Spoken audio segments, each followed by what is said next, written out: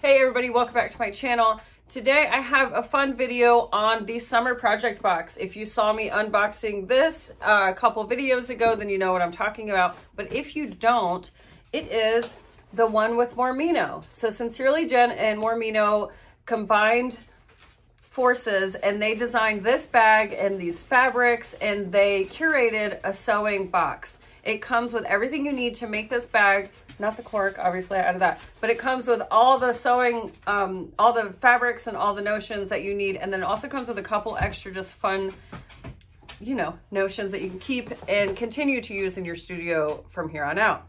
So the bag is about 10.5 by 10. It has a slip pocket, it has a front pocket, it has this really fun incognito pocket along the back. It closes with a magnetic snap, and then it has one inside line pocket. The exterior fabric is this really great, designed by Lauren, waterproof canvas. So it's not water resistant, this is waterproof, baby. And then it comes with water resistant canvas as the liner. It does not come with any interfacings because traditionally, I believe most seamstresses do not use interfacings with this, but that's just something to consider. If you want a more structured bag, you're gonna have to, you know, use your own noggin and come up with how structured you want it and what you want to use. But other than that, I had to add some cork, obviously. So I made my front pocket cork, and you'll find out in the pattern, or in the video, I changed the pattern, this little area here, I switched around. I made my front pocket be a dual slip pocket situation, and then I added this base here, and then I did external strap anchors, and then of course an all cork strap. And that's really about it when it comes to details. I do know that there were only a finite amount of boxes available, so I'm not sure if you can get your hands on one, but if you can, I highly suggest. The coolest part, I think, is that this is all of my fabric that I have left over after cutting out the pattern, which is crazy because, sorry, my hair is crazy too. But it's crazy because you just get so much extra. I even messed up on my lining on one of the pieces and I had to recut that, and I still have this much left. So yeah, I think that's about it. If you have any questions, let me know, but you can get more info at mormino.com. And big ups to Lauren and Jenny for inviting me to be a participant in this. And be sure to check out all the other sewing tutorials that are available. There are a slew of us that made these, and we were all granted permission to just run wild with it, which I'm so excited to watch everybody's videos. I'll try to do my best to link all of them in the description box below to make it easy for you, but I'm sure you'll be seeing them in the sewing rooms and just all around. So without further ado, I hope that you enjoy this sewing tutorial. So before I start on step one of the assembly, I'm going to go ahead and prep my exterior pieces because I want these to be ready to go whenever I get to them at that point in construction. So that'll include my strap.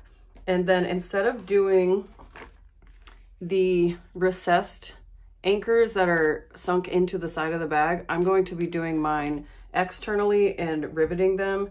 So I cut 4 of those out of cork, and I'm going to be prepping those.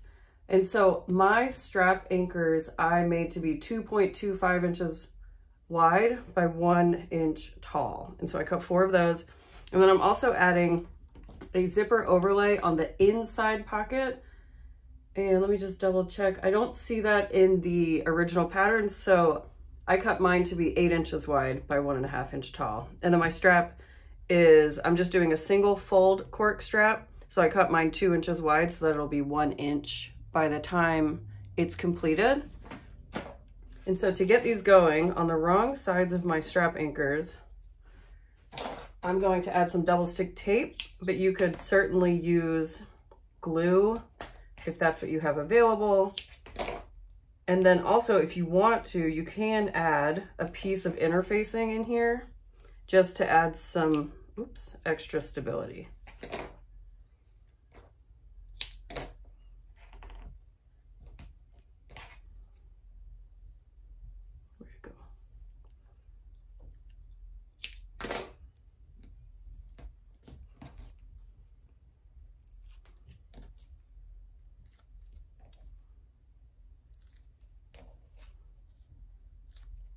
Just gonna add one more piece to this one because I laid it funky. Okay, we're gonna stick these wrong sides together, lining up as best as possible.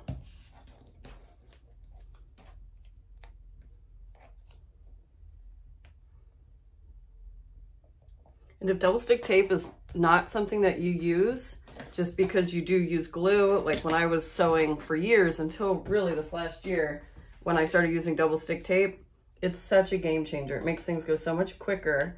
And now there is a time and place for glue, and I do use my glue still, but now that I have so much double stick tape and so much experience with it, I definitely tend to gravitate toward using it instead of glue. Okay, so I just trimmed all my corners down so they have that little beveled edge, which is what I do on all of my pieces, always, all the time. If you're familiar with my work, then that is not a surprise to you. Now I have my zipper overlay here, and we need to cut out the internal box. So I'm just gonna get my pen, and I'm gonna do a 1/2 inch on all sides.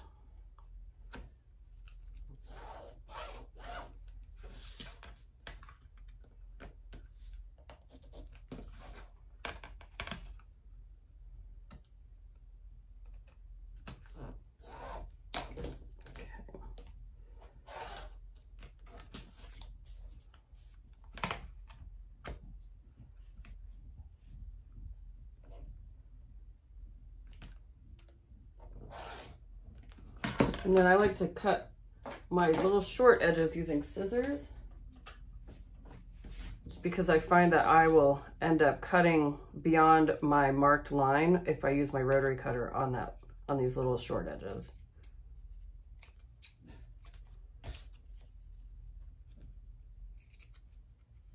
And I have been using or adding zipper overlays to all of my zipper pockets now. I just find it gives it such a nice clean edge, and it makes the actual process of creating the pocket a little easier, in my opinion. And so with just some scrap of cork, you can do this on any zipper facing. Oh, we just got a delivery. Dogs are going crazy. All right, so I'm just gonna quickly burn the edges of my cork here. I might have to pull this off camera for a sec. And so that just burns off all the little fuzzies that might be there. And the reason I do that is because now I'm going to add just one quick layer of Giardini base coat, or you can use glue here, or you can leave it as is. You don't have to finish the edges on this. I'm not going to be painting them a color. I'm just doing one small coat to just seal the edge and so it doesn't fray when the bag is being used a bunch. Another option that I've recently been testing out is using Mod Podge, which this is really simple to do as well. I got the matte Mod Podge, so it's not shiny when it dries.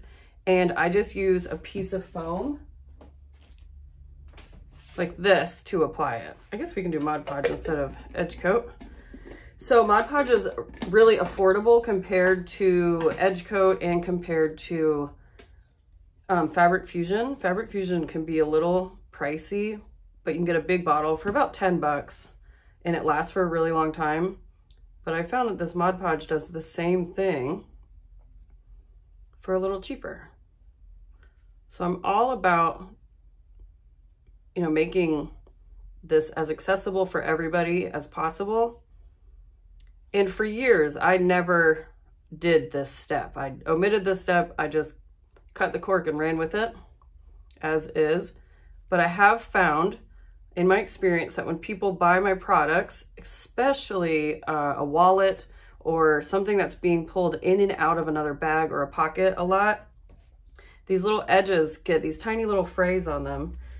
And even though they're really simple to remove, people never do it. So they're walking around with furry cork wallets. I'd say 98% of the time when I run into somebody that has one of my wallets, I just ask them if I can see it for a second, and then I always burn all the edges and tidy it up. And even though I put that information on my care cards, people never seem to do it. So I found that doing this extra step adds some time, but it gives your pieces more, not longevity, because the cork is fine without it, but it just makes it look better for longer. So if you get any on the front of the cork, just wipe it off like you see me doing. And now I'm gonna flip to the inside here and get this edge. And so this step is just a little bit easier using the edge coat because you have this roller. I haven't tried to use the roller with the edge or with the Mod Podge just because I don't want it to dry on my roller and dry in the little creases here that hold the paint.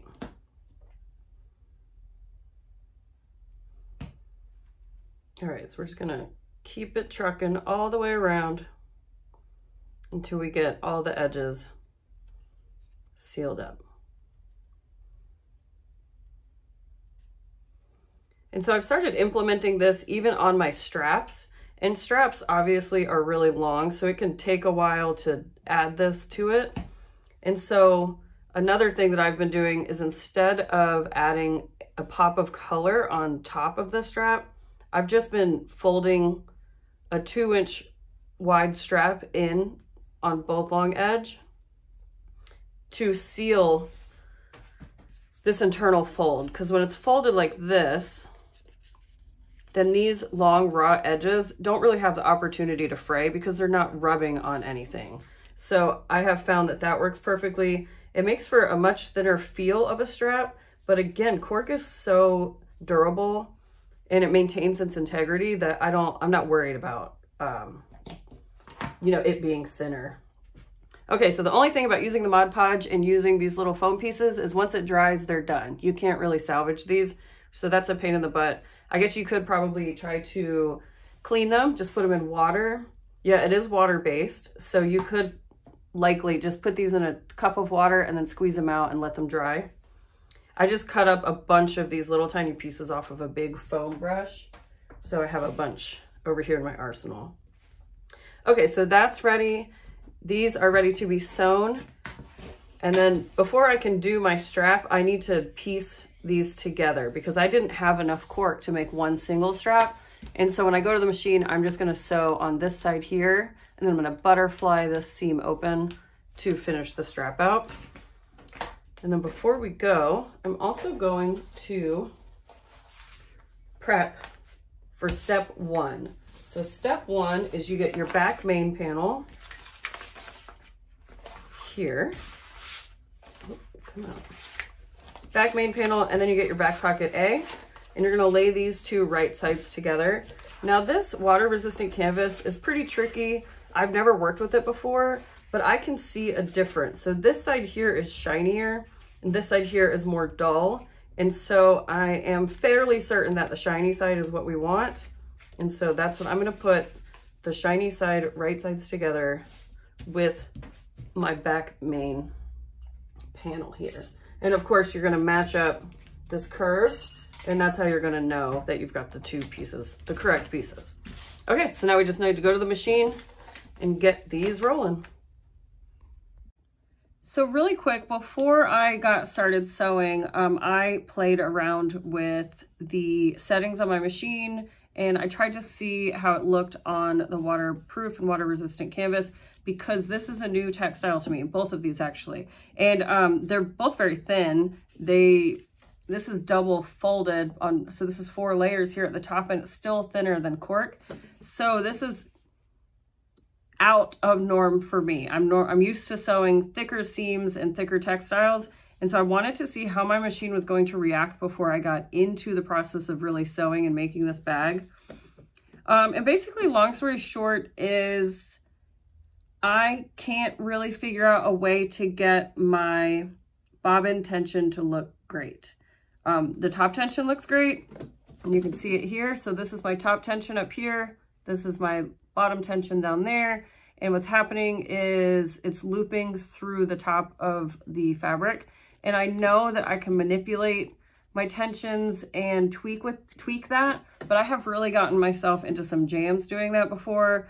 And I'm not really comfortable with messing with it any more than I already have. So that being said, I'm just gonna rock and roll with the settings that I have it at. I don't think it's gonna be an issue because you can see even when I'm applying pressure and pulling on this seam, oh, that one did, but I didn't backstitch, sorry. But when I'm pulling on these threads down here, they're not lifting, you can't see, you know, they're not separating, the fabric's not separating, and the fabric, the stitching on the front and the back of the fabric is holding up just fine with that added pressure. So I think it's fine. It's just visually, it doesn't look as pretty as I like it to, but it's just the way of the world. And since I don't sew with this textile often, I'm not comfortable messing with my machine even more because I will mess it up.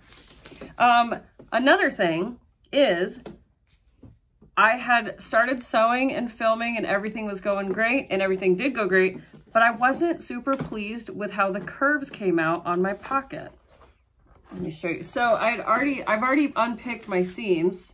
You can see where my original seam was. You can see where I used where I used pinking shears to pink my edges before I flipped. Here it is on this side. You can really see the holes here. But I just wasn't in love with it. It wasn't laying nicely. And so I tried to just keep going with it like that, but I just couldn't just leave it. So I picked it apart and I practiced on this piece here. Well, I watched a few videos and then I practiced a little bit. And so basically what I found is to iron it and steam it. And then what it'll do, and I felt it happen, it loosens the textile. It becomes a lot more pliable and soft. And I was able to manipulate it and clip it and sew it while it was still warm, and it made for a much nicer curved edge. So I'm gonna try that now. I'm not gonna talk through this process because I wanna make sure that the curves on my pocket, because they're deep curves and I want them to be really nice, I am just going to sew it, go hit it with my iron, and then come right back and sew it. So pay attention if you wanna see how I do it. Okay, here we go. Hopefully this works a little better than the first time. All right, so my stitch length is at a 4. I'm using a size 14 needle, a new one. I switched out my needle. I'm using Gutermann Marrow 120 thread in my top and in my bobbin, and I think that's it. And I'm sewing on a Juki TL 2010Q. The other thing is I'm not doing a 1/2 inch seam allowance. I'm doing a 1/4 inch like I always do.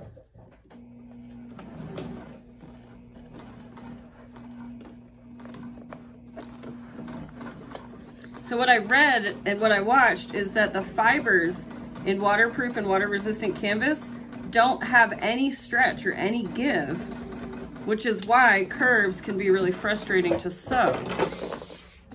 So it looks okay right now, right? Like it looks like it's sewing, like it's sewed fine. But when I go to clip and flip is when it gets just kind of like wonky. So that's why I'm going to just snip into the fabric, just like with any other textile, especially in the curves. And then I'm gonna go hit it with my iron and loosen this up and flip it. Okay.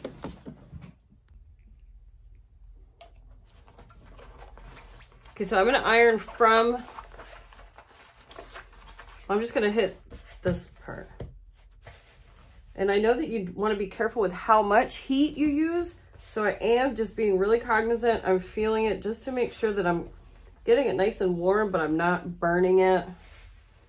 And then of course, never, never, never iron on the plastic itself.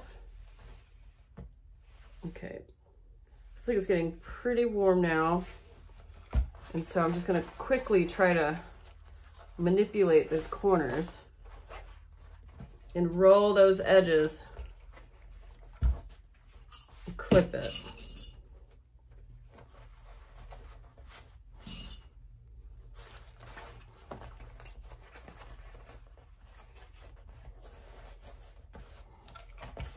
It still feels like a little puckery, but Hopefully this works. If not, I'm gonna have to do some rethinking, and I think I can do like cork, like a cork overlay, I think would be cool. It's already not exactly how I want it to be laying. I'm just gonna try hitting it with some more heat.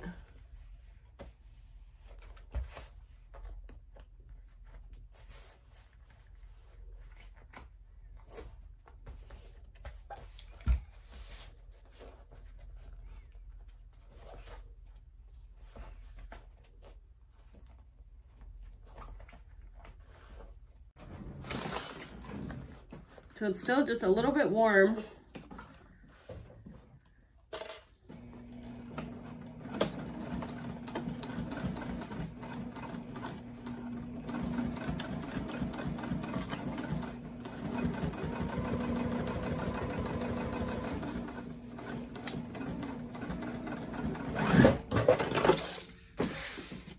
All right, that's a little bit better than before.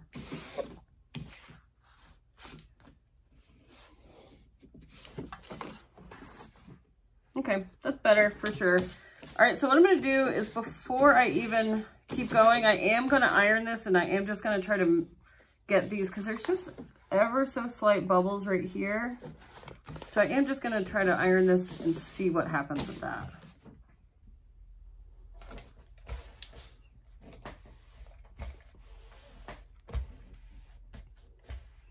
I'm really just not used to fabric buckling like this. And so I don't really know how to make it not buckle, not do that. But I think maybe with the continued construction of the bag, that this will lay nicer once I get these seams sewn into the other panel. I guess if I was going to work with this again, what the next thing that I would try to do would be to put some interfacing here along where it would be this entire pocket panel. So then that way it would just have, oops, just hit the plastic. So then that way it would have just a little bit more structure to build on, and it would be just a little bit thicker. But see, the back of it is laid really nicely. But okay, so the next thing that we're gonna do is we have to finish the back pocket. So we're gonna take our back pocket piece and lay it here.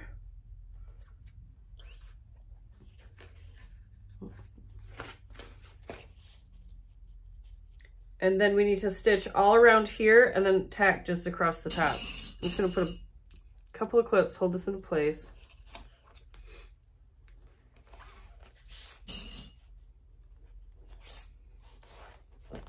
And then that's what it'll look like once it's done. This will just mesh right in. This back panel will mesh right into, or the back pocket will mesh into the back main.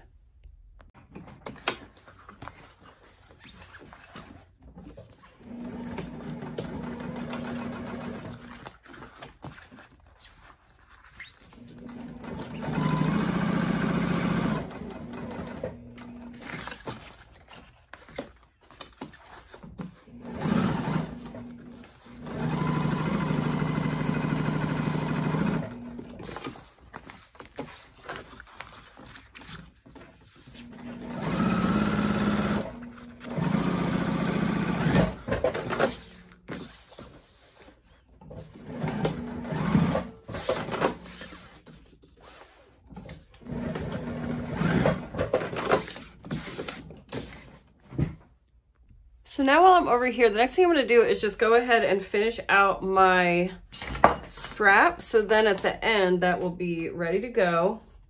And because I'm doing a single fold, I want my fold line, or I want my edges to be perfectly folded, or as well as possible to be perfectly folded on the same straight line so that it doesn't get all wonky. So I'm just gonna draw right down the middle here.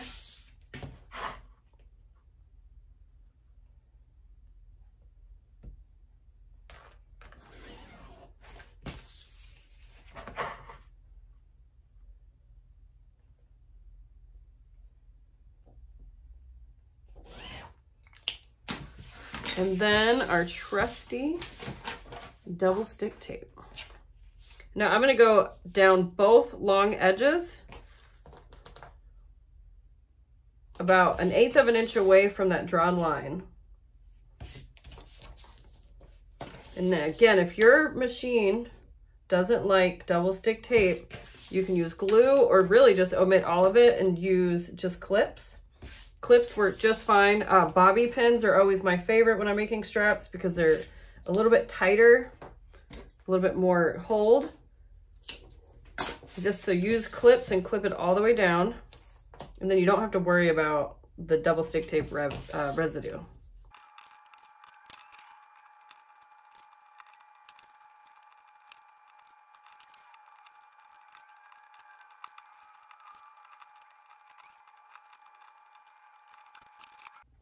All right, so my strap is now folded with the seams butted up next to each other as close as possible. And what I'm gonna do is I'm gonna stitch down both right and left sides here using a 1/8 seam allowance, and then I'm gonna come back up the center and I'm gonna stitch on just either side of that seam allowance there in the center.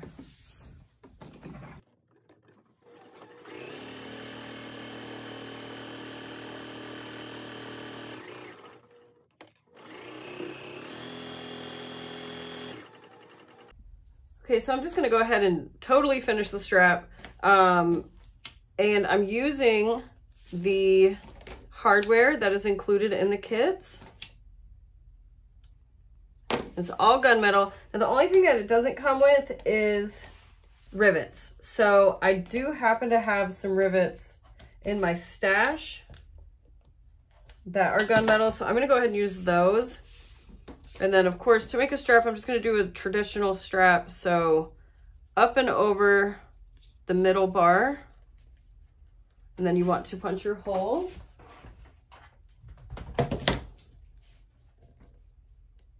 So because I have these two, like areas here, it's cut in half perfectly. I'm just gonna eyeball it. Hopefully it works out.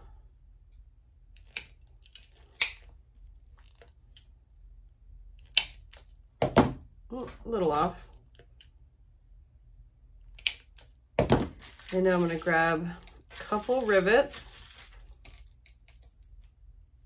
These are all mixed up because I haven't used gunmetal, hardware in a while.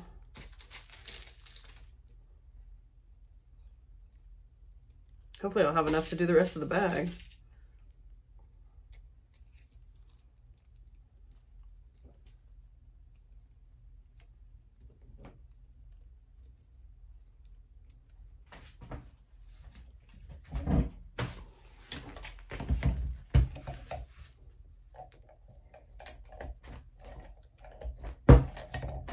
All right, so there is that. And then now I like to have the open section. So the part that I just riveted to, that is going to become the inside of my strap. And what I need to do is take one of my strap clips. Gosh, this plastic stuff, I'm like embarrassingly bad at getting this stuff off.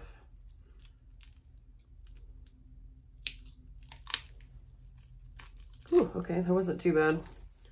Usually I'm so terrible at getting that off, it's embarrassing. Okay, so with this side up, the side that is raw, I'm going to find the end, and I'm going to slide my hardware to where that raw side has the inside of the clip. See, so that it's both the insides, and then now I'm going to take that same raw side and go up and back through. And then I need to clip my other lobster clasp on this edge here. And I always do the short edge where I start sewing the strap. I always do that on the inside because see, now it's tucked inside, which obviously if you flip it, you can still see it. But for all intents and purposes, nobody's ever gonna see that. So this is why I always do it this way. And then on this edge of the strap, the short edge, this is a nice clean edge where I just sewed all the way around, didn't start and stop, don't have any back stitches. So it's just nice and easy looking. Oops, except I did mean to cover that up, but too late now.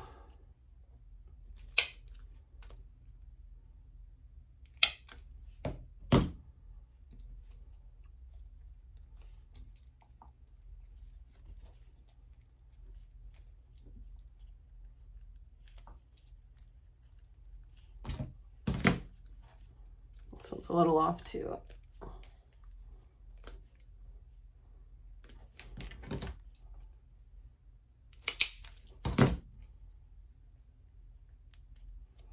No reason that you can't just go back and fix it if it's a little off. See? Oh, much better. All right, so there we go. So now my strap is ready to go for whenever we're done. And we don't have to wait, because everybody knows that's the worst part of making a bag. So you get all the way down with the bag, and then you still have to go back and make the strap. The pink and the gunmetal look really good together. So now before we move on to working on the front panel, I want to go ahead and start getting my strap anchors edge coated. And so I'm just going to burn any little fuzzies off and get a couple, or get the first layer of base coat on here. Now throughout the process, I'm going to be adding my base coat, and then I'll be adding my color. You may or may not see that on camera, probably not, but just know that I'm doing it in the background.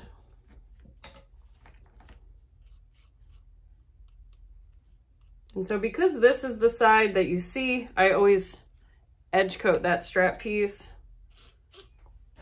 And then of course the straps. I'm thinking I might do like a mint green edge coat, because I don't know if you noticed, but my thread is a mint green. And it's just one of those subtle color combinations that you have to really kind of pay attention to notice, because the pink is subdued and the mint green is subdued. You might be able to see it there, but the green really matches with the color on the exterior canvas, but it's not one of the main colors, you know, because like obviously it's the teal and the pink is what really pop out. But just these little tiny details, I think, make all the difference.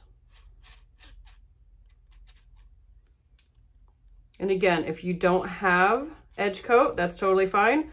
You can make the strap anchors as outlined in the original pattern, or you can just leave these with Mod Podge or glue and not paint them at all. Or I've heard of some people even trying like acrylic paint on the edges. So choose your own adventure. Okay, so now this is where the pattern is going to change a little bit for my construction method. This section here, this whole bottom section of the bag is going to be this cork piece for me. So I cut this using the pattern piece as instructed for this bottom section. Now, this the zipper surround here, I omitted all of those cut pieces, and I made one cork piece. This is what mine's gonna look like. So this is the look that I'm going for in my head. This, obviously, I have never made it, so we're gonna see how it shakes out. There might be some adjustments as we go, just because I don't know if I did the math correctly on everything, but we are gonna give it a shot. So again, this whole front panel is gonna look like this for the pocket. So first things first is my zipper pieces here. I cut them to be 3 inches wide by 1.5 inches tall. And what I'm gonna do is just envelope my zipper ends inside and overlap by just about 1/4 inch so that it is the same width as the top of this panel. You might notice, but the top of this panel is tapered up by about 1/4 inch. So first I need to put my zipper pull on before I forget, because I will. These zipper pulls are so fun. I love these pop tab zip pulls. They're so easy to put on. Okay, so we've got that on. And then now what I want to do is I just want to finish my edges of the cork here, just like with everything else, because this is going to be just a raw edge. And I'm just using my edge paint because it's open already and it's right here. So I'm doing it on both sides, both short edges of my zipper tabs.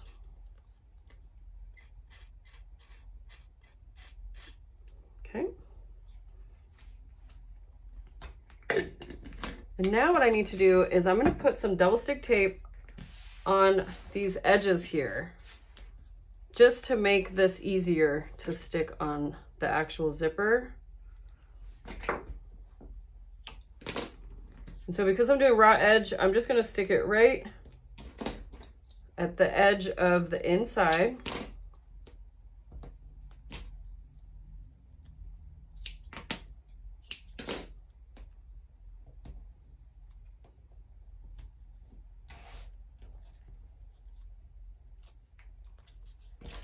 Burn this edge so it's not all crazy in there. Okay, then I'm just gonna eyeball it and I'm gonna stick it about 1/4 inch. And then as you can see, it is got a little bit of overlap on the top and bottom here, and that is totally fine.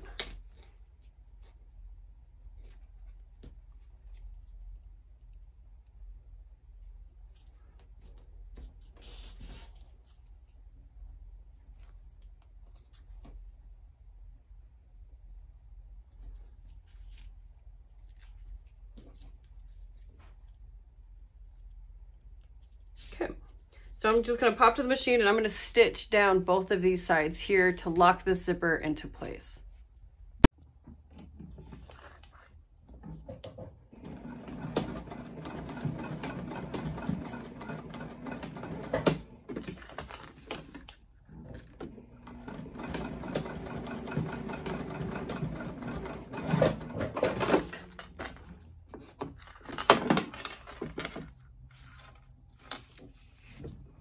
I just did kind of a quick layout off camera, and I'm gonna have to change a couple of measurements to create this bigger back pocket, but when we get there, I'll show you what I'm gonna do.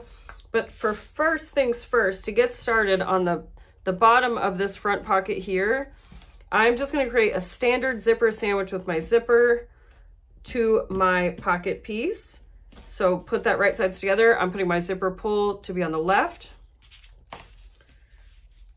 And then this, I'm going to be taking my front pocket panel, or my front pocket piece that has, this is the one that on the pattern piece you fold the dashed area and cut it, and that's this one. So it's the same size as this front pocket piece.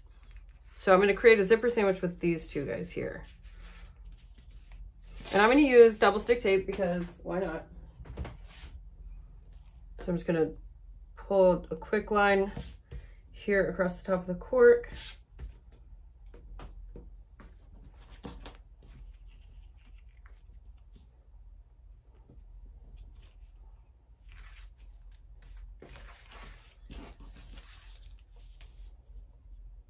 And my zipper tape is just a touch shorter than my panel, but so I'm just centering it and sticking it to that double stick tape.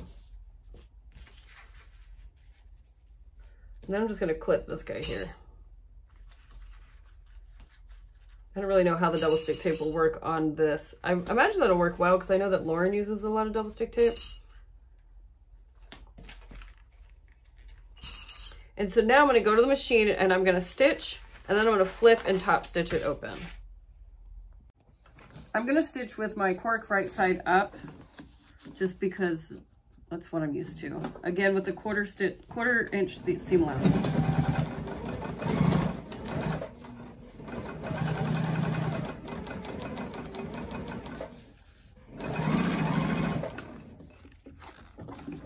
Reach in there and move. Oh, Drizzy, come on, go.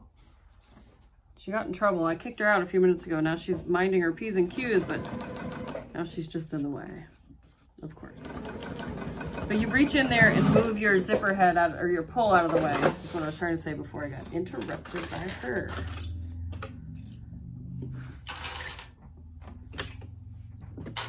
Okay, and then now I'm just gonna finger press. And how I normally do it is I just finger press and then I just top stitch along the cork with the lining folded away. So I am gonna do that on this as well.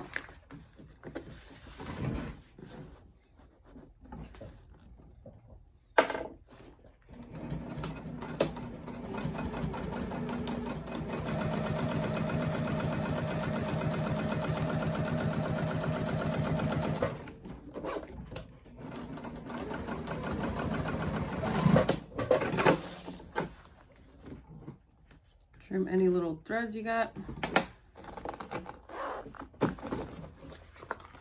And then we'll fold this down and back. And then we just have like a standard zipper pocket here. Okay, so I have this panel all ready to go. And what I did is I folded, finger pressed this down and just trimmed it to where there was a 1/4 inch gap from the bottom of the cork to the bottom of the waterproof canvas. And that's just to keep it out of the way. And then if you want to, you can add glue. I put a little bit of glue on the back. And yes, now we're gonna cruise right along. We're gonna do the top section here. And so we're gonna do the same thing. We're gonna create a zipper sandwich, but with our amended pattern pieces. So this amended pattern piece is 1.75 inches tall by 13 wide. And I did that out of my cork and out of my waterproof canvas, or water resistant. And now we're just gonna do the same thing as before and just create that zipper sandwich. Now I'm gonna see how it goes without the double stick tape. See if it's really shifty or not, because might as well. I don't know. Okay, so there's that. Oh. And then now what we want to do is lay our canvas right side down on top.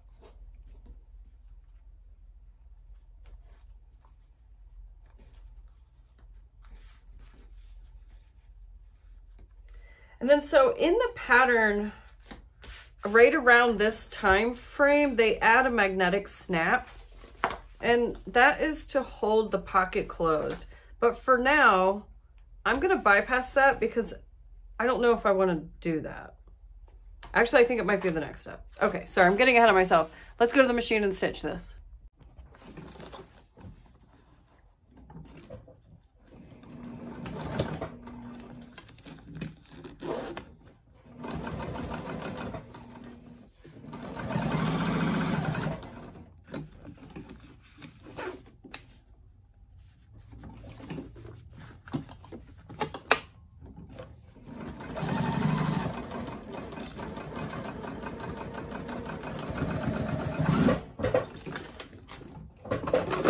All right, so just like before, I'm just gonna fold the cork side up and finger press and top stitch, leaving the lining down out of the way.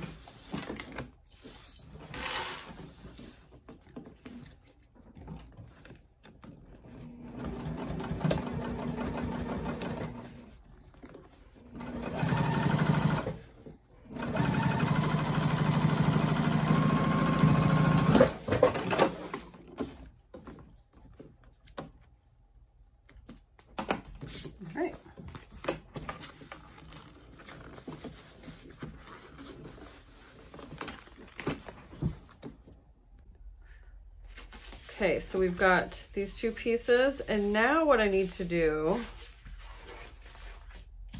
is I need to take my last pocket, my front pocket piece, and I'm gonna lay it right sides together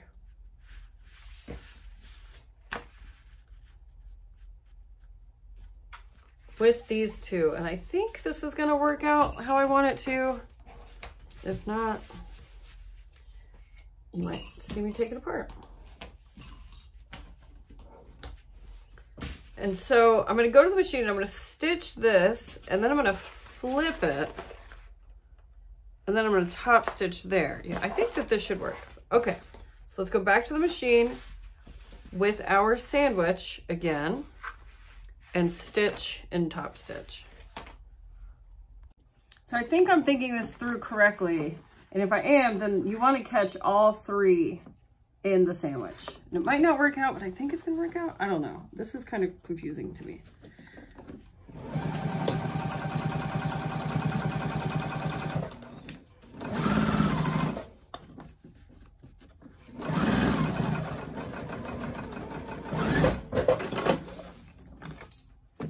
Okay, so let's see. So then I should be able just to pull this lining. I think if I sew it down far enough, I will catch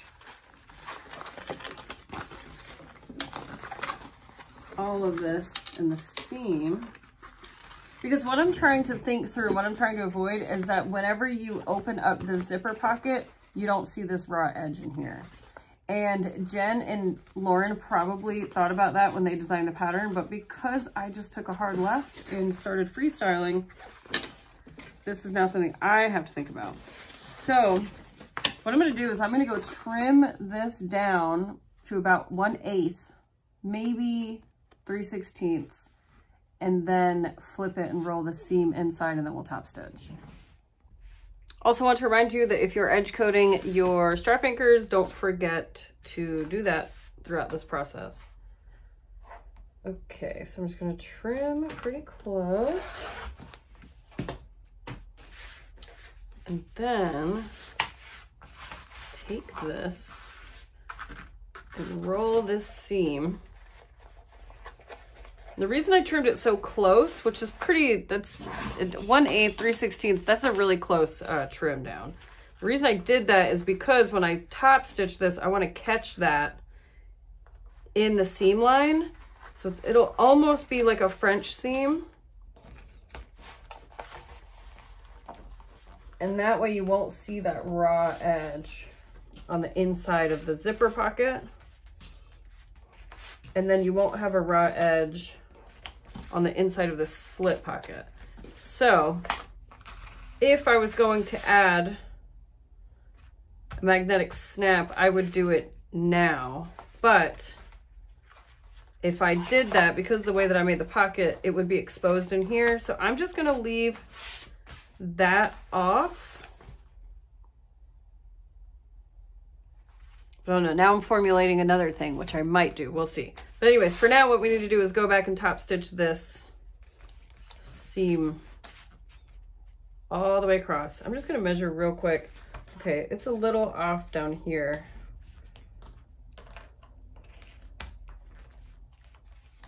Oh, it's okay.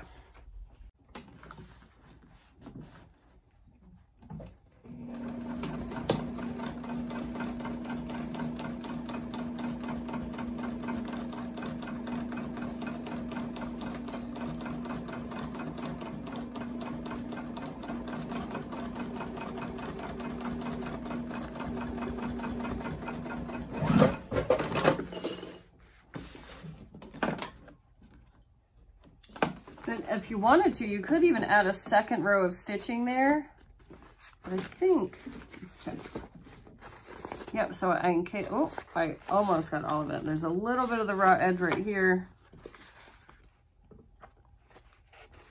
So yeah, I think I'll go ahead and add a second stitch line. Just, I don't know, I don't really want to. I don't really want to add a second stitch line because I don't have 2 stitch lines here and there. And I think it would look fine, but no, screw it, I'll do it.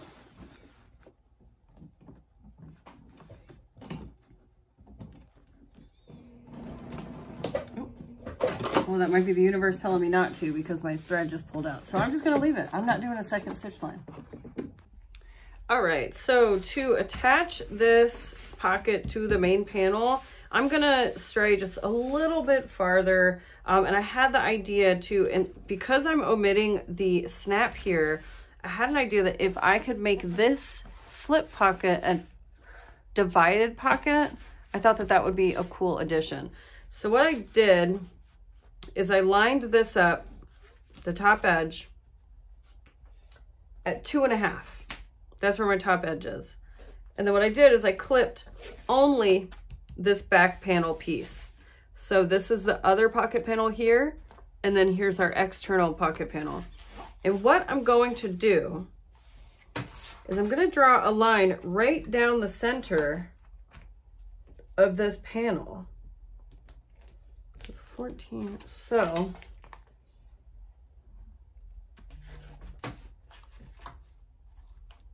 and what my plan is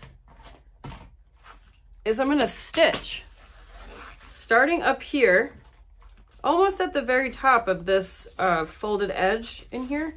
And I'm going to stitch all the way down to here, starting or back stitching while at beginning and end. And then what I think will happen is then I can flip this back over, and then I can finish attaching my front pocket like normal. And what will happen is this zipper pocket will be an entire front panel pocket, but then up here it'll be divided. So we're gonna give it a go. try it out.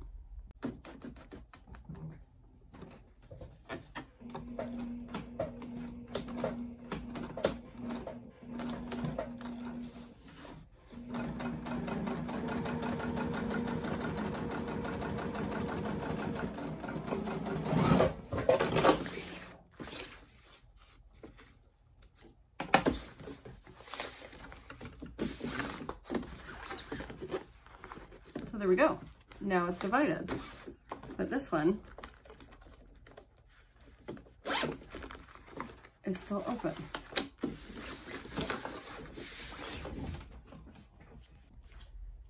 Okay, so to complete the zipper portion of the pocket,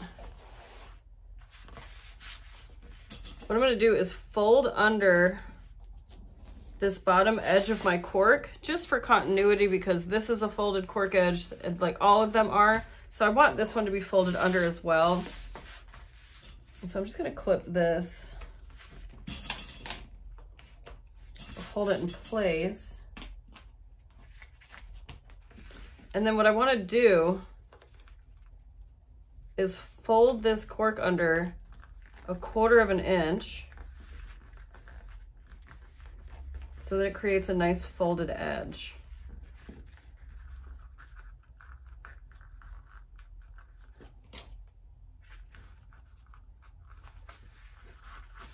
So actually, it might be easier for me to do it this way. And then it'll encase this bottom piece here too.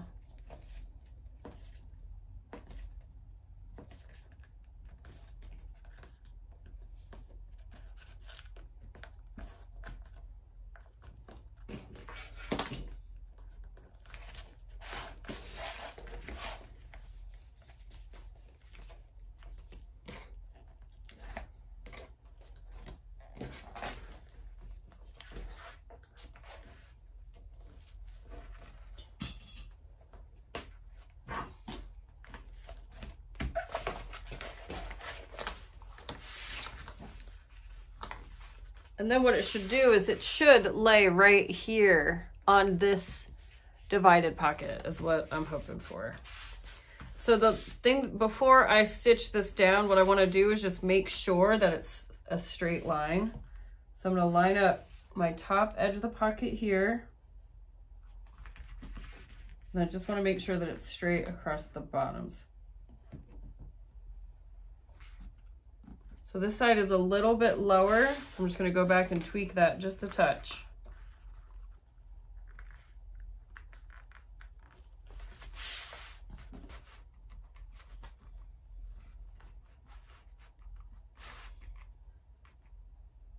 Because what we have to think about is whenever we attach this main panel to the back main panel and we create these box bottoms, we don't want to be sewing over this front pocket here.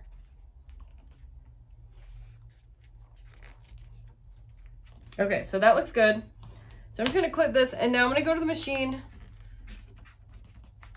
and I'm going to stitch, but I'm going to start all the way up here and I'm going to sew down and across and back up just to get everything in place.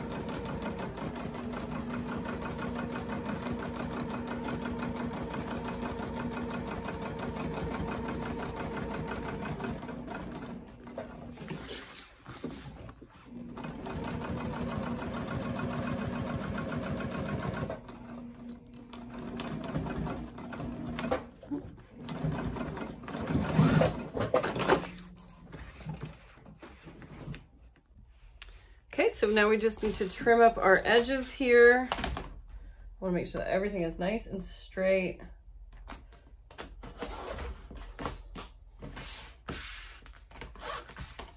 And then I think I'm also going to add a rivet to this divided section here, just because I don't want this to pop.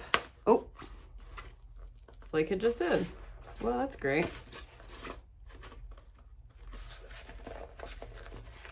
I think I can probably tack it back down like this, but so yeah, I'm gonna go back, tack that back down, and then I'm gonna add a rivet right here for added security. All right, back in business. I just went ahead and added some added security for that. I did a little, or a double cork riser there. And then, so now you can see, and then here's where I fixed it. I just added some more stitches and then added that rivet. I think that's a pretty cool idea. I've never seen that or done that before with the double, well, triple pocket basically. Okay, so now we need to, well, in the next step, which is step 19, you would lay your two mains together and sew around the sides. But because I want to add this bottom accent piece, I'm only going to stitch across the bottom sections here first. So I'm just going to add a couple clips here to hold that. And then what I'm going to do is I'm going to prep my bottom accent. So my bottom accent is 3.5 tall by 11 wide. And so I just need to make some fold lines for this 1/2 inch. I'm just going to fold my long edges in under 1/4 of an inch, not a 1/2 inch, sorry. 1/4 inch to create a nice folded edge. Alternatively, you could just finish these long edges with glue or edge paint. That's up to you, but you might want to adjust how wide your piece is.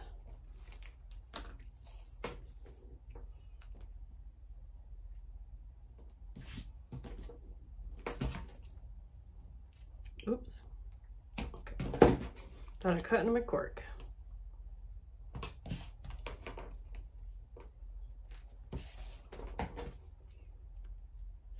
Okay, so just peel this, then we're just gonna fold it in on itself, just like we did with the front bottom.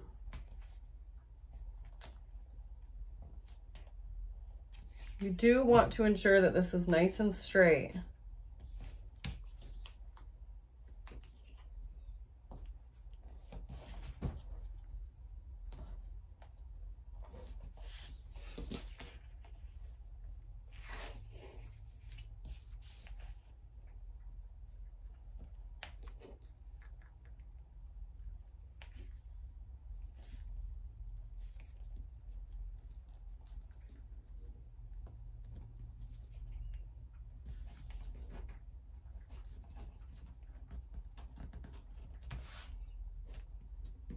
Looks a little wonky, let's see.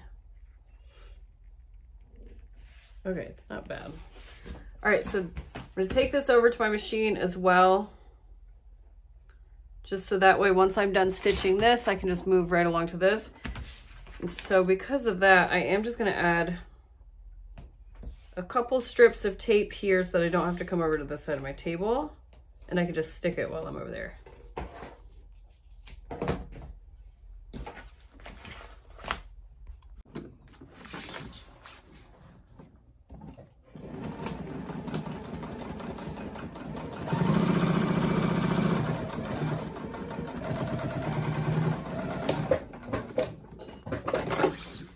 Now, if I was using any other textile besides this, I would be stitching, I'd butterfly this bottom edge open just to make the rest of it easy, but it's so thin that I just really don't think that it's necessary. But if you wanted to, you could butterfly this bottom seam open and stitch it down. All right, but now what I want to do is I need to lay my exterior bottom accent piece.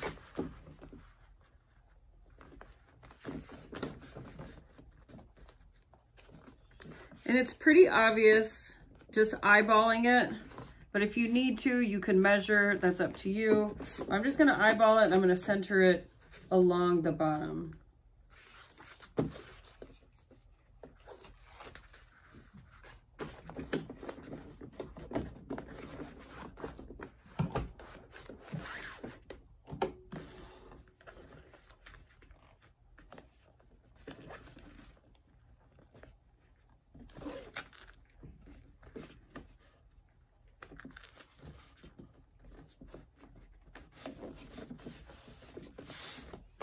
And then now what I'm going to do is I'm just going to stitch all the way across both long edges here.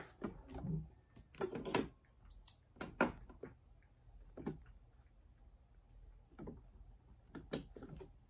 I can get my machine threaded again.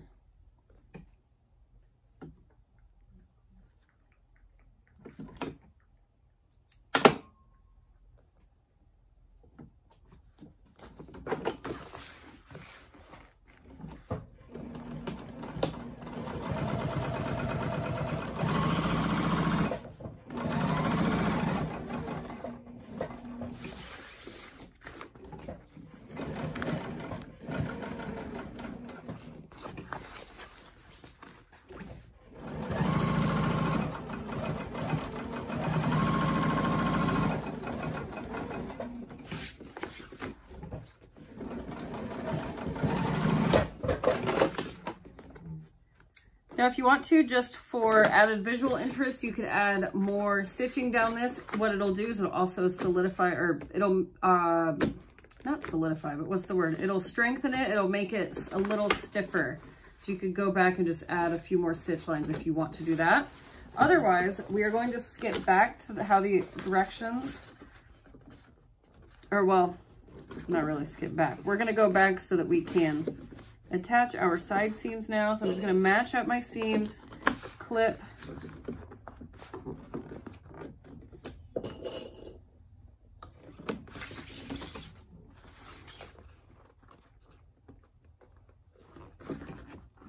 and sew.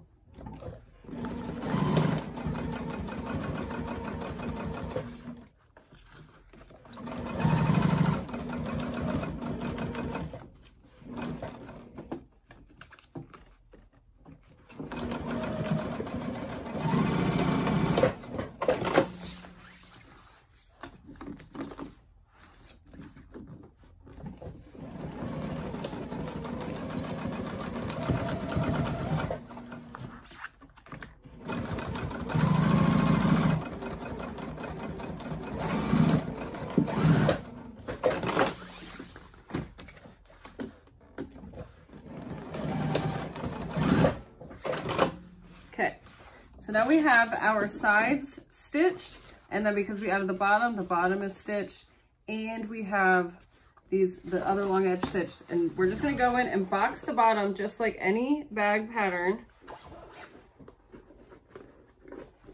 and then sew those down.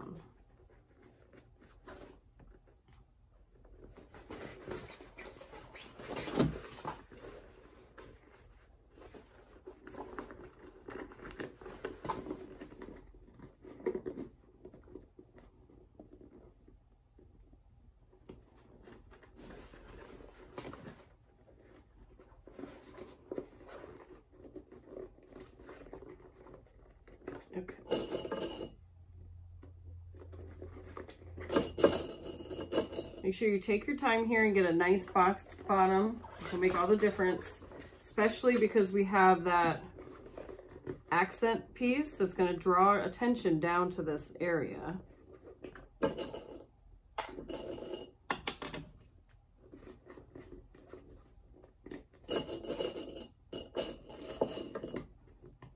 Okay, and then stitch that all down.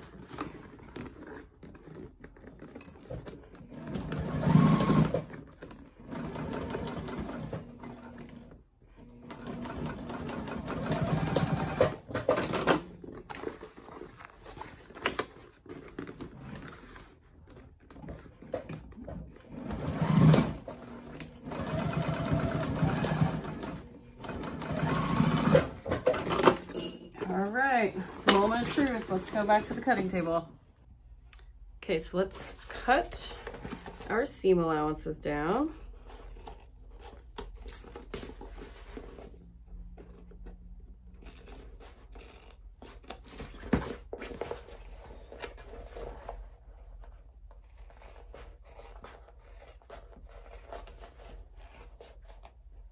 Oh, it looks like I skipped some stitches over here. I'm gonna have to go back and hit those. Just right here. Sewing through all those different layers there. Yeah, my machine definitely does not seem to love this textile. I'm not sure. Maybe it's just because the coating and it's slippery, or to me, it's probably me. Okay, before I flip, I am gonna go add some more stitches here. I'll be right back.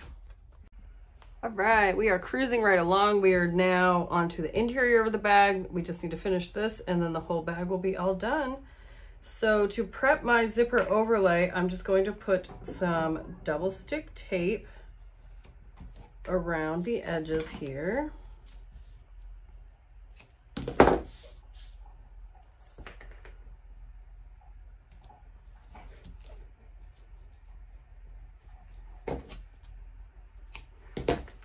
And then, because I'm not following the pattern exactly, I'm just going to put mine down 3 inches from the top here and then centered. So to find my center, I'm just going to fold right sides together and crease it. And then use my jammer, measure 3 inches down. And then there we go. So I'm just going to peel. Oh yeah, I want to add a little tag. We'll go for this guy. I'm going to put it on this side, so then when it's flipped over, it'll be on the right side of the overlay. Oops. Oh gosh. Should have did this before I peeled it off. I like to add a little bit of glue there on the inside of the tag so that it doesn't shift around. And then I'll just go ahead and just add a little bit of glue on the outside too. All right, make sure this hasn't shifted. I'm sure it has. There we go, and onto the center. I'm just gonna gently lay the top edge of my overlay onto, or butting up against my ruler here. Apply some pressure like so. And then now this is ready to go and be stitched all the way around the exterior.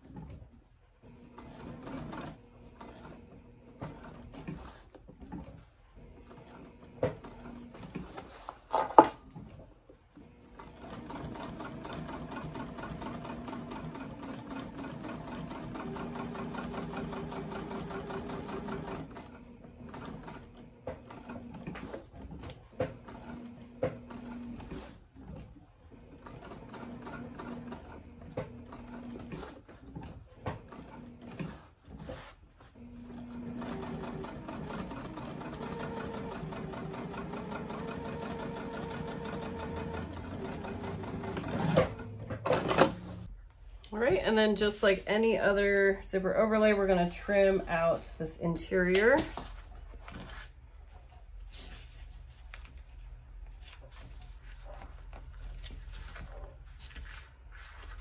So you carefully wanna trim up to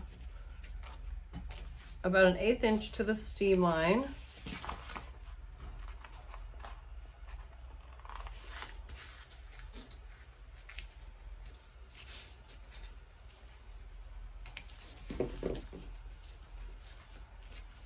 And I just like to fold it to give myself a nice cut line, nice obvious cut line. Then if you want to, you can even peel it away from the double stick tape, and then you can reuse that same double stick tape for your zipper tape. Just make sure that you're not cutting too close to your stitching line.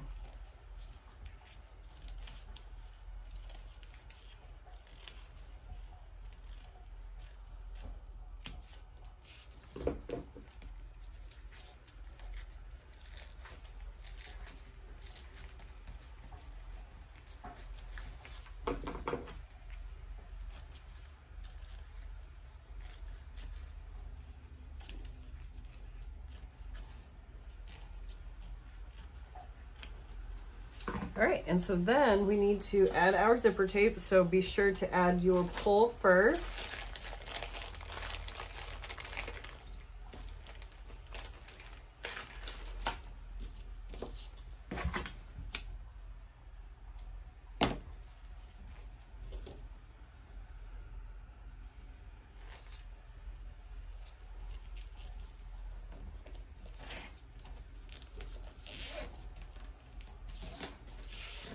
And then with my pull on the left side, you're gonna center your zip tape inside your overlay. Oops. Move this back just a touch.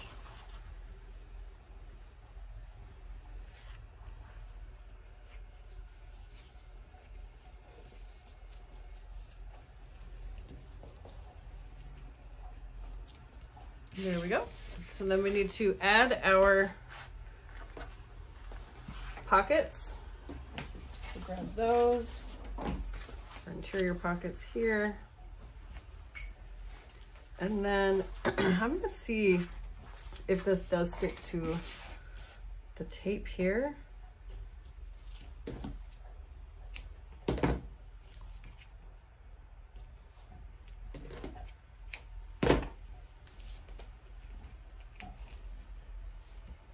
So just peel up one at a time. All right, this looks like the right side here. So lay it right side down, lining up the raw edge of your pocket lining to the edge of your zipper tape. And then I'm gonna fold it out of the way.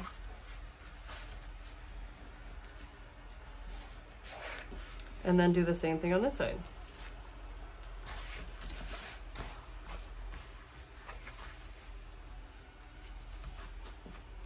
Okay, so now we can go and stitch around the interior box here, and I'm gonna do some flipping. I'm gonna start with my pockets facing up toward the top of the panel, like that. So sticking out of the top, and I'm gonna stitch just along the bottom and up the sides a little bit, and then I'm gonna stop stitching, I'm gonna remove it, and then I'm gonna flip my pockets down and finish stitching all around.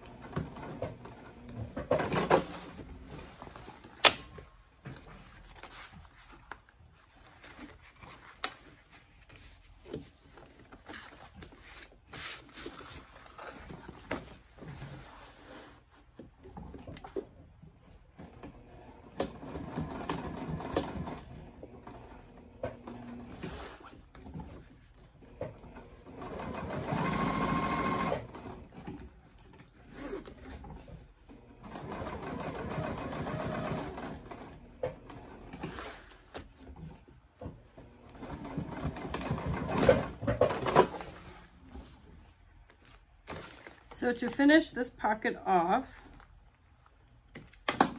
we need to stitch around the sides here, but I'm gonna leave a birthing hole because I didn't leave one on the external pocket like the zipper, or like the, sorry, I was looking at the zipper, but like the pattern called for.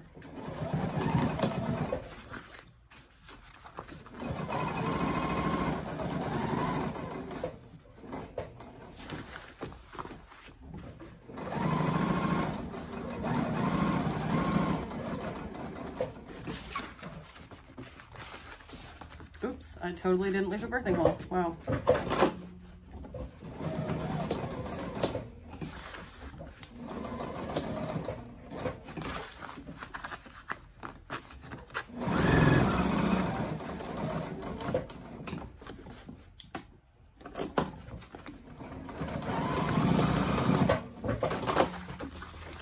I can add that here.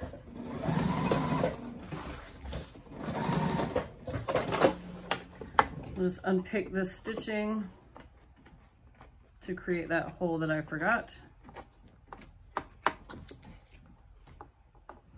And I think I might have either misread the directions and made my pocket linings larger than the pattern called for, or I could have just turned them the wrong way because they're long. And the reason I sewed up so high is because once I sew these boxed corners, if I would have made the pocket as long as the pattern, or as long as I cut these, then it would have been hitting the bottom of the bag. And so I didn't want that to happen. So I just came up a little bit here, but I'm sure that was something that I did, not how the pattern was written. Okay, so now I'm just going to trim up my pocket down here.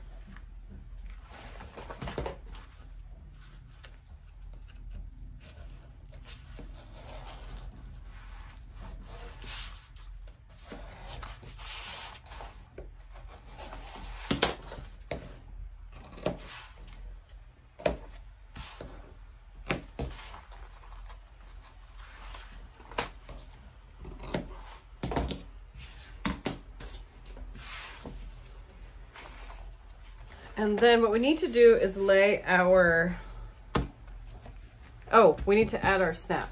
So what I was thinking off camera, because I didn't put the snap on the external pocket, I could just do 2 snaps. But now that I'm really thinking about it, the side of the bag is going to be a little bit square because of the strap anchors. So I think I will just stick to the pattern and just do 1. And so it says that on this interior, obviously you want it to be centered, but I'm just gonna follow the directions on this one. I think I might add a little cork piece. And I don't know what I did, but I accidentally cut out a big notch of this lining, but I think it'll be okay because I'm planning on sewing quite a ways in to ensure that the lining fits nicely inside the bag. So I think I can make this work. Maybe. Actually, I should probably go ahead and cut a new one just in case. That's a pretty big gap there, but all right, be right back. I did go ahead and cut out little accent pieces to add to the magnetic snaps just for added security, and then just another pop of color. And I went ahead and used the mint cork like I did here on the zipper ends because it doesn't really show up anywhere else in the bag, and so I just thought that it would be a fun little pop. And because I'm adding this piece, I'm actually going to move my magnetic snap center mark down to 1.75 instead of what it is in the pattern. And so I'm just going to mark, is that my center? I just need to find my center here as well. And my center here. And I did go ahead and add, sorry, trying to do 2 things at once. I added 1 coat of base coat around the whole exterior, just like I did on the zipper thingy-majigger as well. So I'm just gonna put a little bit of double stick tape. Then I'm gonna go and I'm gonna stitch these down before adding in my magnetic snaps.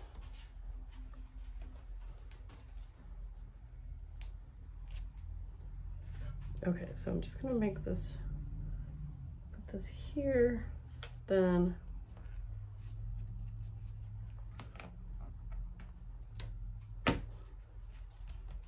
okay, I'm just gonna do the same, and then we're gonna go stitch them down. The same on this side, I think I'll stitch them down. All right, make sure you've got the right side up. I'm gonna mark my center here.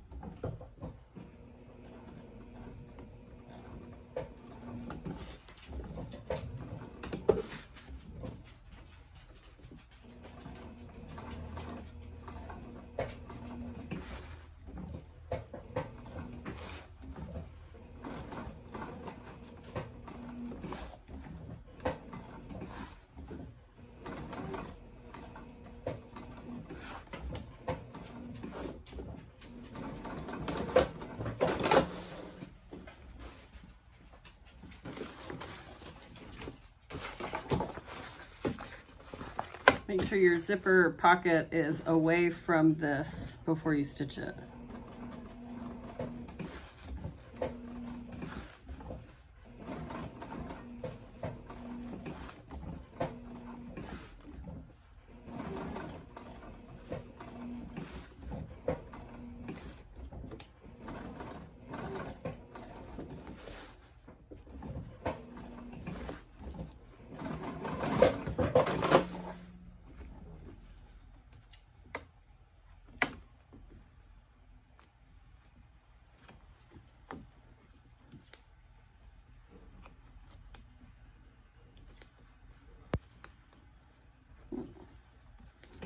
What I've done.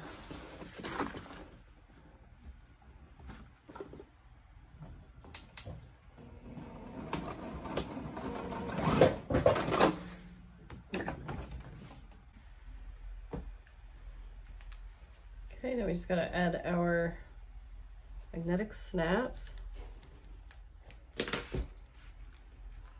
So the magnetic snaps are 18 millimeter. So that's a lot bigger than what I normally use. I use 14 generally. And so I made my little thingies 1.25 by 1.25. And then I'm just centering the snap. And I am going to add a piece of interfacing back here as well.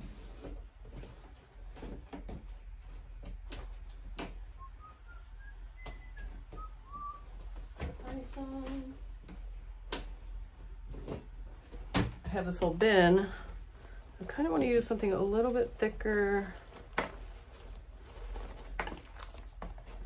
than this 808. Here we go.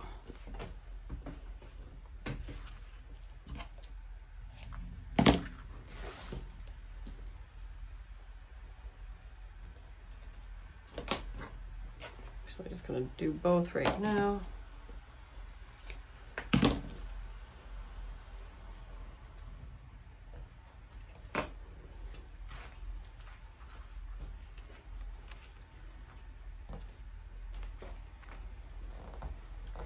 I had a magnetic snap pull out on me recently, and ever since then I've been a little bit freaked out by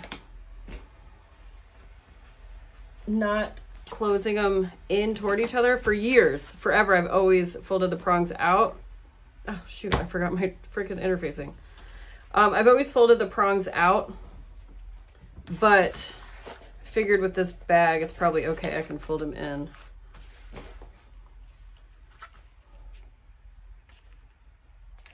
Going to gently undo this so I can add this interfacing. As a general rule, you don't want to reopen these just because it can loosen the metal. Bending the metal back and forth a bunch is, you know, you're just asking for trouble. But I think it should be okay. All right, so there's that side. Now we just need to do this side.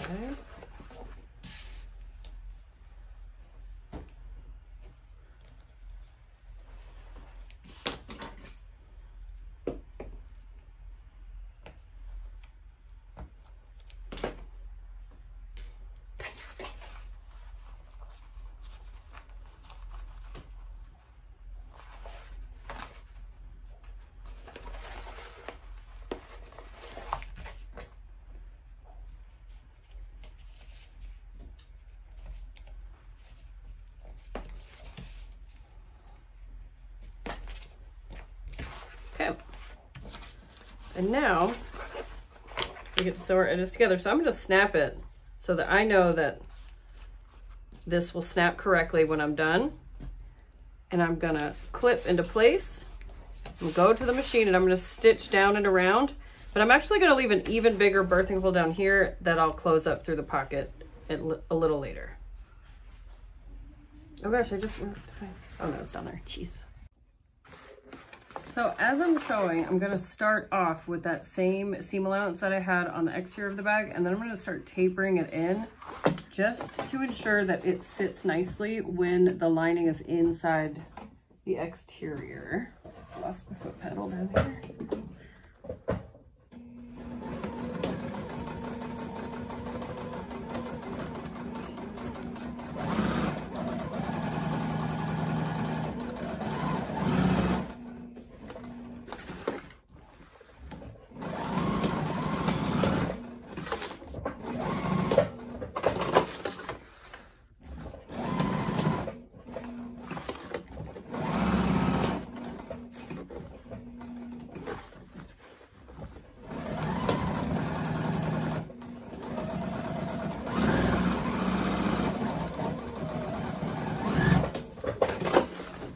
And then we need to go in and box out our corners.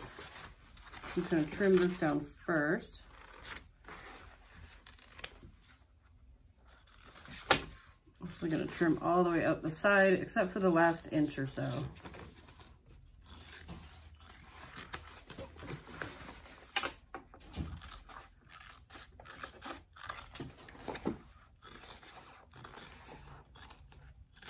It is about to storm here. I don't know about whether where y'all are at, but it has been wild here recently. Okay, so reach in, we're gonna pop those corners out and sew those together. I better clip those, this is slippery.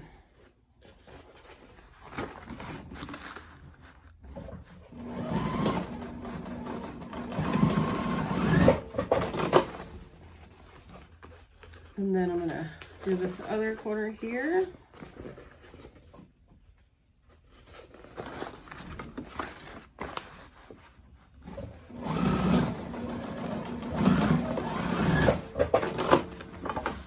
Here we go, so we're just gonna trim the seam allowances down and then go make sure that it fits inside the exterior. Okay, so just because I already have it flipped this way, I'm gonna try this first, but it might have to go the opposite direction, as in the lining might need to be flipped right side out and this might need to be flipped wrong side out. It might be a little easier that way, but we're gonna try it this way. So I want my pocket to be at the back of the bag, like so. Something I noticed is because the back of the bag doesn't have any cork and the front of the bag has all of this going on, the front is a lot more structured than the back, which I don't love, but I'm hoping that with having the two back pockets along the back side, that it will, you know, be even. Okay, this seems to be okay so far. So I'm gonna roll with this, the butterfly my seams open, and just start clipping around the top, and hopefully this bag will play nice.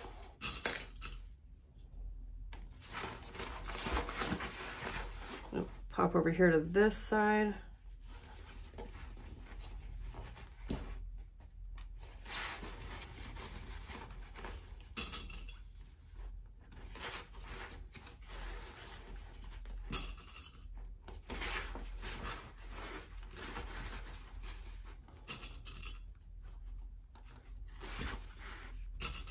All right, it seems like the lining is a touch bigger than the exterior, which is interesting. It's so weird when stuff like that happens. So let's see, I'm just gonna keep easing in here. Nope, so it looks like I'm just gonna have to take just a touch off of the lining. So I'm actually just gonna leave the bags together like this, and I'm just gonna pull this away from the side, and I'm gonna go and pull this stitch in just a touch. All right, so here we go. You can see how much I ended up pulling it in, and then I just kept it going down even farther. I'm gonna trim this up and then clip these in place. And because this one has the double stitch line, I could pick it apart and butterfly it, but the other alternative is to just lay the seams going in the opposite direction. So both of my interior pieces are going to this side and both of my lining pieces are going to that side, but I can feel the seam butted up against each other in there. And that's the important part. All right, so it's not too shabby. So now we just need to go back to the machine and top stitch this whole perimeter edge, and then we'll flip it right side out and top stitch again. So I just wanted to show you before I get started, see if I would not have sewn my zipper pocket about that 1.5 to 2 inches shorter than I did, it would have been wrapping underneath the bottom here. So that might be something to pay attention to. Again, I do think that was my fault, but it just might be something to keep an eye on. All right, I always like to sew starting at the seams. I'm gonna move you around. Hopefully you'll get a little bit better of an angle.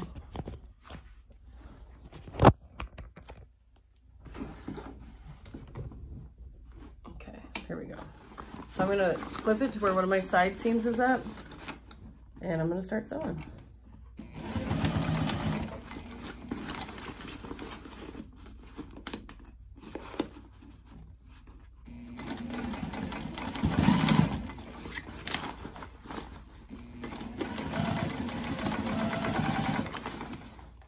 So make sure that your pockets are all out of the way and flip toward the bottom of the bag, because you will sew right through them.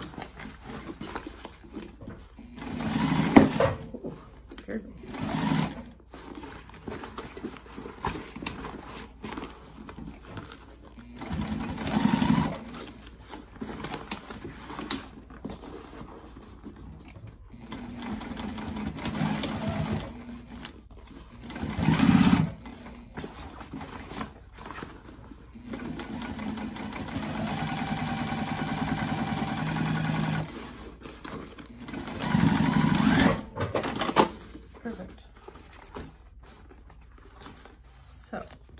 Sorry, hand shot.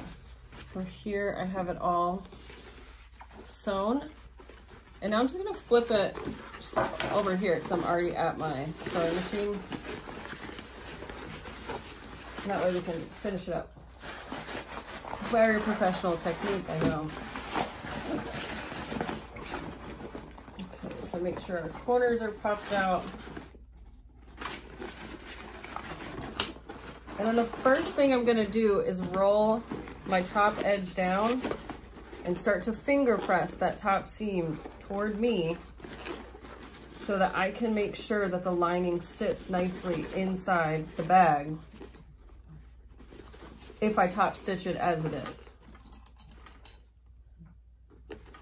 And I didn't trim down that top seam allowance because I want that extra structure to help hold the top portion of the bag up, because there isn't any interfacing. But as I've referenced a few times before, this is my first time using this, using these two textiles, so I'm not entirely sure how it will withstand use and if it is a requirement going forward using interfacing with this combo. Oops. I see a lot online about people not using interfacing with wax or with water resistant canvas. So it would be cool if it works out that way, because this could be another textile added to my lazy seamstress toolbox. I have read in several different places that if the wax canvas is too thick, you can use a blow dryer to warm it up and loosen, like soften everything. Okay, so I have my top edge all clipped, and now I'm gonna stuff the lining inside. Oops, go off on my clips.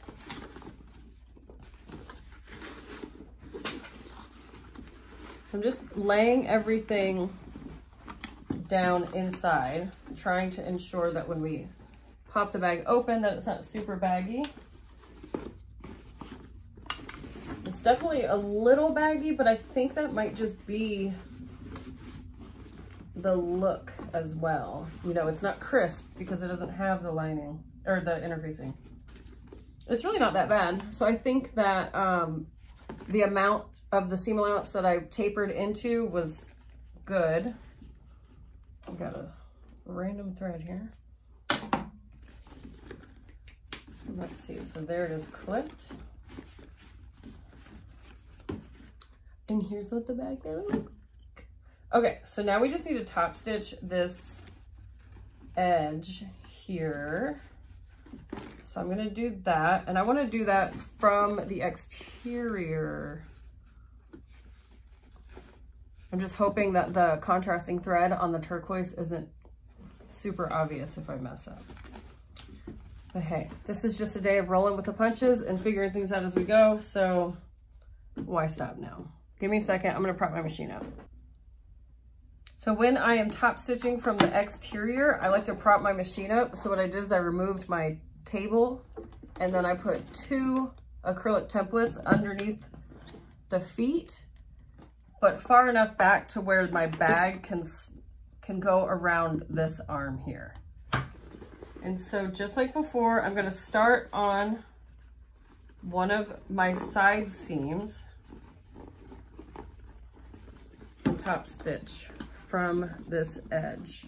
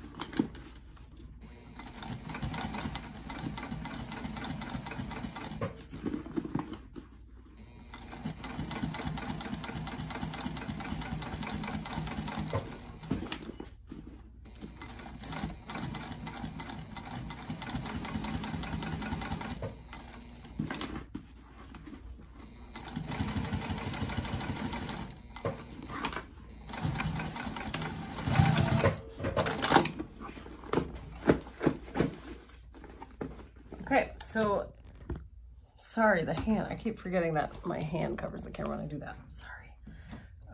Okay, so the last couple of things that we need to do to finish the bag up, and we need to close the turning holes. But first, let's admire the top stitch. Nothing like a good top stitch. It's always so scary doing contrasting, but it's worth it if it turns out correctly. Okay, so now I'm gonna go in, I'm gonna reach through my zipper pocket and grab the linings and pull them up and through the bag.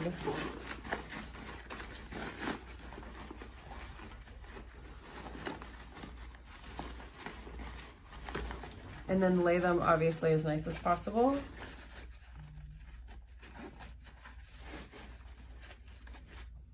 Throw a couple clips on there just to keep things orderly.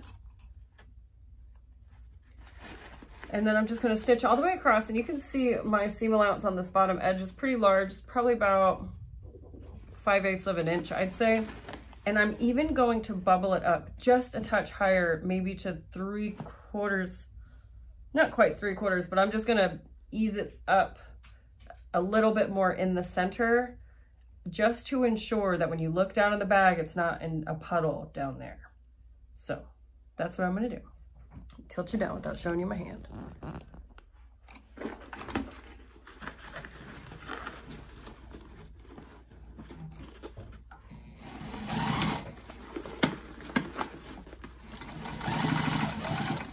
So here I am going just a little bit higher on that seam allowance. And then tapering it back down just so I can meet up with the stitch line over here. And then this will get trimmed so that it's not bulky down there on the inside.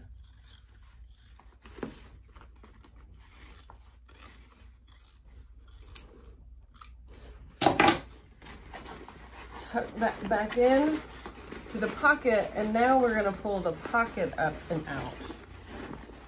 And ouch, close this hole up.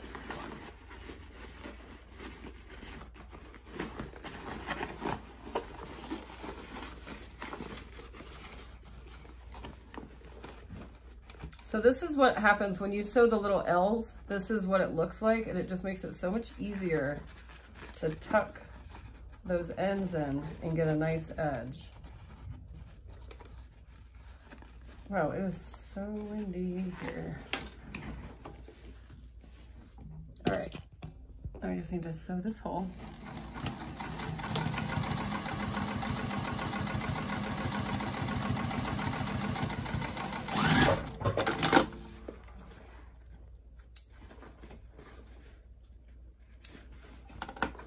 I'm gonna pop up over to the other side. Okay.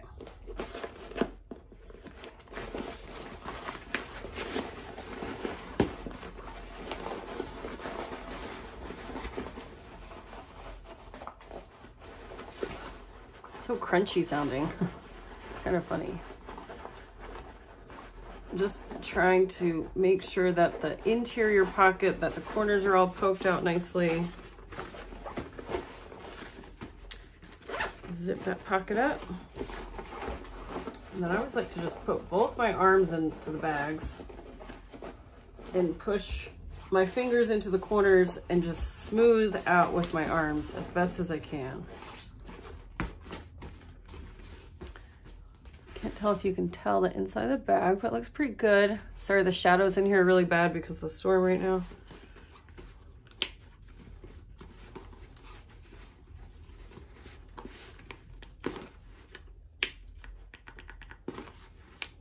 Okay. I do really love this pocket. That's a cool pocket. It's almost hidden because I use the same colors there. And then I'm hoping that with the side anchors on here, that it helps these sides sit kind of more squared. Because otherwise what happens is the pockets kind of buckle. But it's a cool little bag. So it's got 1, 2, 3, 4, 5 pockets on this bag. People are always asking for lots of pockets in bags, so this should answer that. All right, so final step, we just have to add our strap anchors. I'm going to use my rivet templates, if I can find it.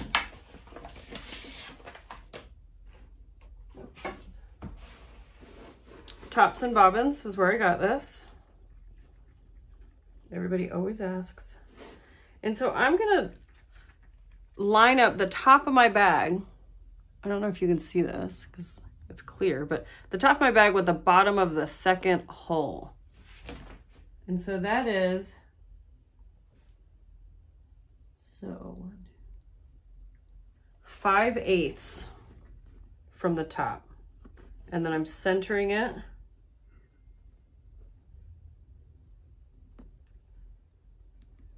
Mark my holes here.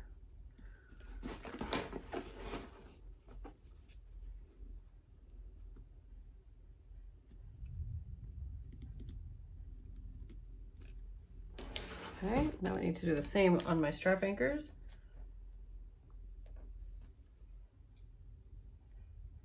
I'm actually going to move this one down to where, so it's 2, 4.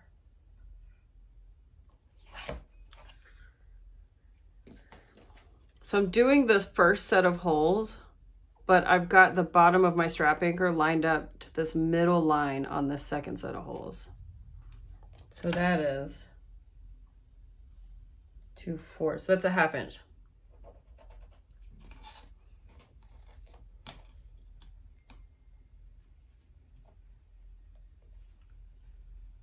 But again, if you are following the pattern for this step, you would have already added them in. They would be sticking up out of the side of the bag, which I love the look of that as well. I've just gotten so used to doing my strap anchors this way.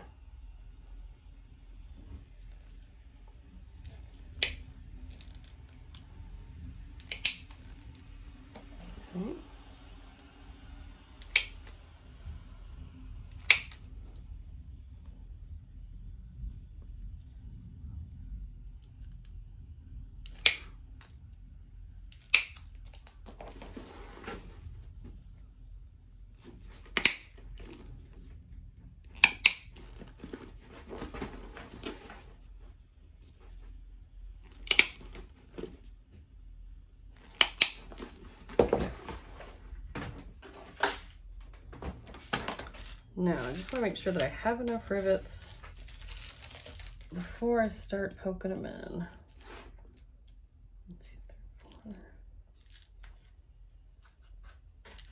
These are just all mixed. And some of them are so weird. The posts are all the gunmetal, well, not all of it, but a lot of it is rubbed off, but the actual caps are fine. It's so strange. All right, so now I'm just gonna pay attention to where my stitch lines are, where I backstitch, because I'm gonna put that on the inside of my bag.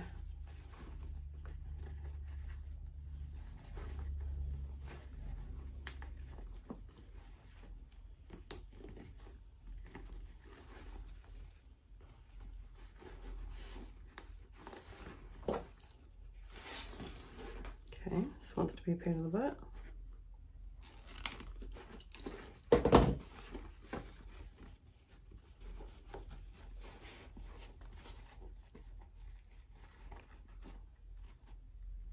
Ow, whoa, just bent my nail.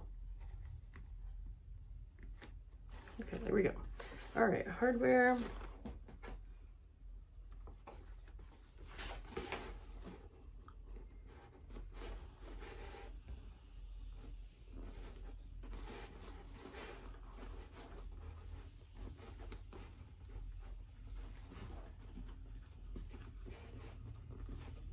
This side is just really being a pain.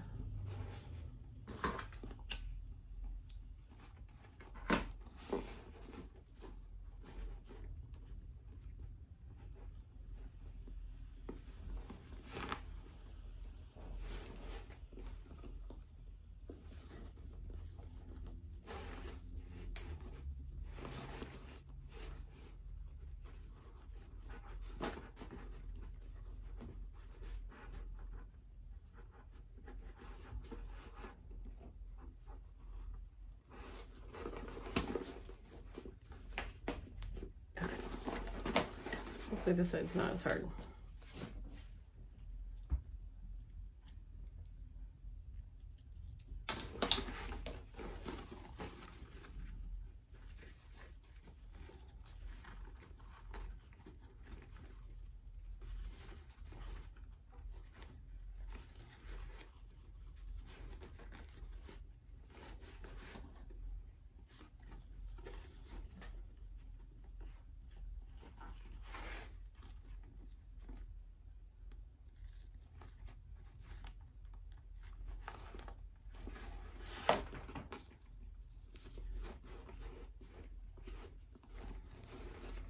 Gosh, it's hurting my wrist.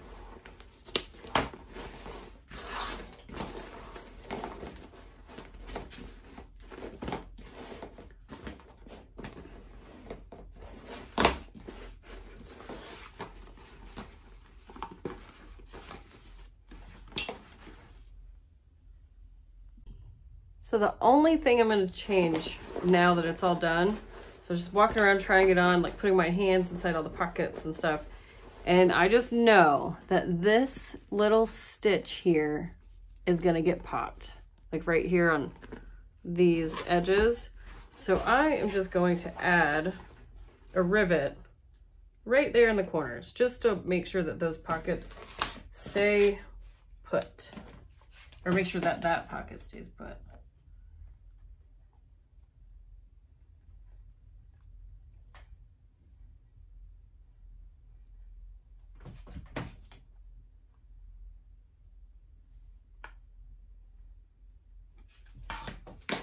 So I'm going to put it as close to the stitching as I can without going through the stitching or the top stitch line.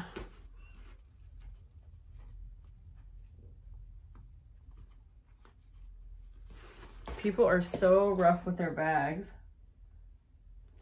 and then when they break them, they're shocked.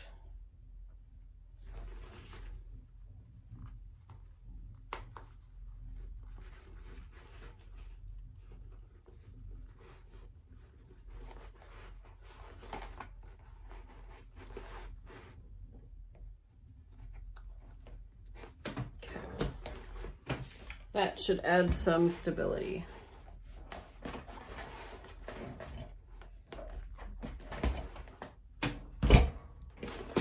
There, that's better. So with just a couple minor hiccups, we got there in the end. I hope that you enjoyed seeing the changes that I made to this wonderful pattern. Let me know if you have any questions, or if you are just a little confused by anything I did. I was working through this as I went, so I can understand if there's any confusion. But welcome to my brain's process. I hope that y'all enjoyed it. Please do me a favor and leave me a comment. Give me a thumbs up, subscribe if you haven't already, and be sure to pop through and follow Jen and follow Lauren if you don't already. Join everyone's Facebook groups. Again, all of that will be in the description box for you to find there. And until next time, happy sewing.